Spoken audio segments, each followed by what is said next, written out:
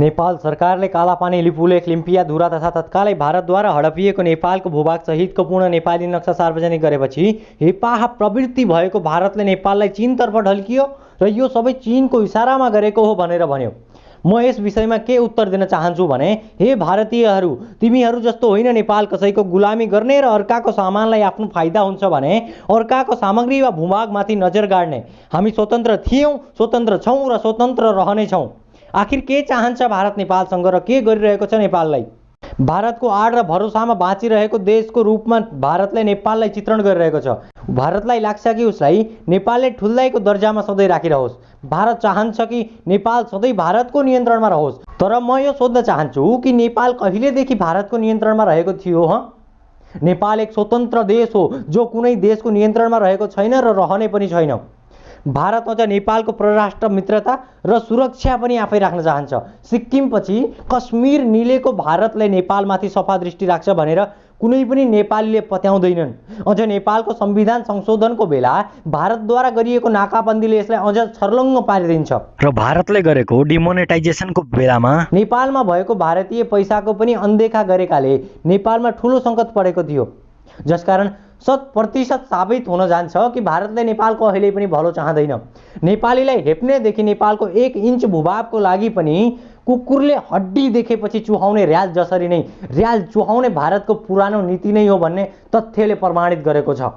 भूगोलको हिसाबले हेर्ने हो भने पनि भारत विश्वको 7औं ठुलो देश हो।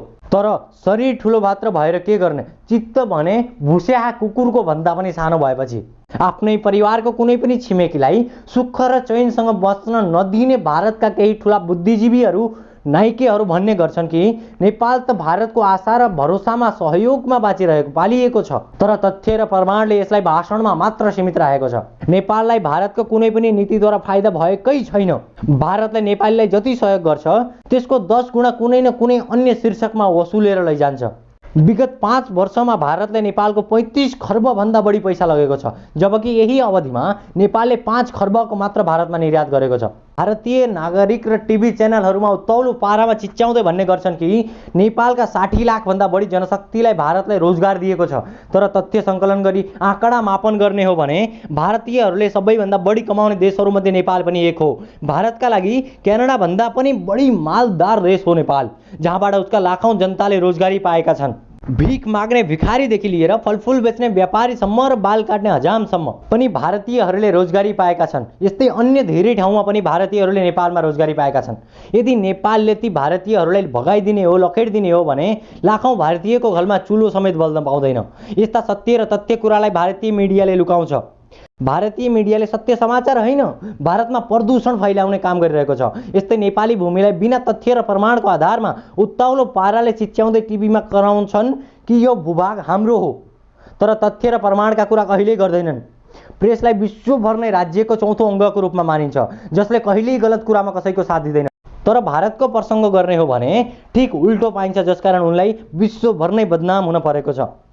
यी भारतीय मिडिया तथा केही टप टिभी च्यानलहरूका मिडियाकर्मीहरू भारतीय मोदी सरकारद्वारा पालिएका कोरोना भाइरसभन्दा पनि अझ खतरनाक भाइरस हुन्, जसलाई तत्काल एन्टिडोटको आवश्यक छ। नेपालले आफ्नो पुरानो नक्सा सच्याए अतिक्रमित भूभाग सहितको नक्सा सार्वजनिक के गरेको थियो?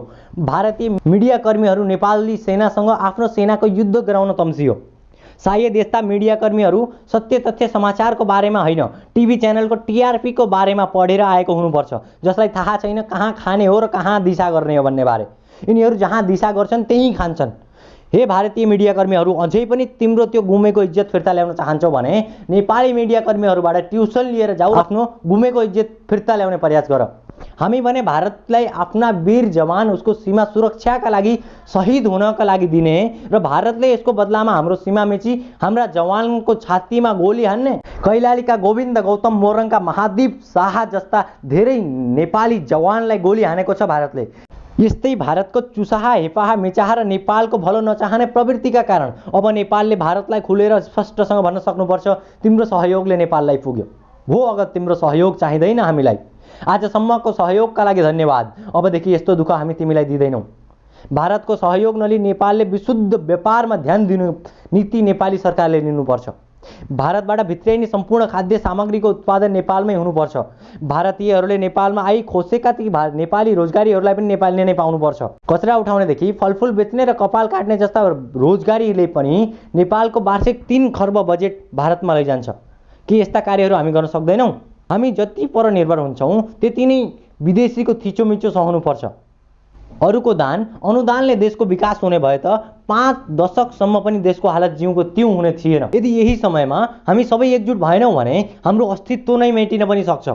त्यसैले सबै नेपालीलाई मेरो एक अनुरोध, नेपालमा नै व्यवसाय गरी आफ्नै घर आफ्नो देशको विकास गरौँ। सबै मिली मात्र अगाडि बढ्न सकिन्छ। जय नेपाल, जय नेपाली एकताबद्धता।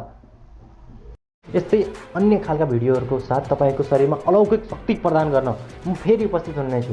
अहिलेसम्म भिडियो हेरेर हाम्रो साथ दिनुभयो त्यसका लागि हजुरलाई हृदयदेखि नै धन्यवाद।